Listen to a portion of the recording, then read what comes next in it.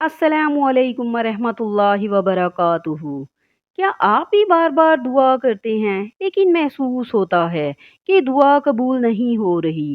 آج ہم قرآن و سنت کی روشنی میں جانیں گے کہ وہ کون سے اعمال ہیں جن سے دعا کی قبولیت کے امکانات بڑھ جاتے ہیں۔ پہلی بات، اللہ تعالیٰ پر مکمل یقین رکھیں۔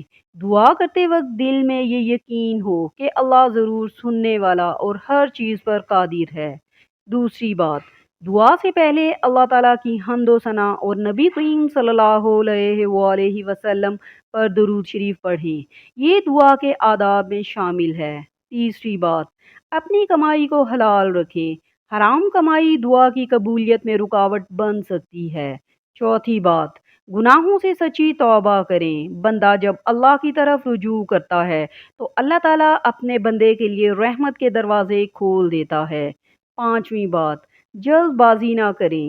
نبی کریم صلی اللہ علیہ وآلہ وسلم نے فرمایا کہ بندے کی دعا اس وقت تک قبول ہوتی رہتی ہے جب تک وہ یہ نہ کہے کہ میں نے دعا کی مگر قبول نہیں ہوئی۔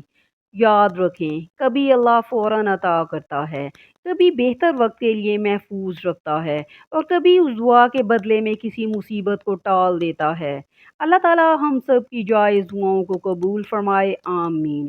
اگر ویڈیو پسند آئے تو لائک کریں، شیئر کریں اور چینل کو ضرور سبسکرائب کریں۔ جزاک اللہ۔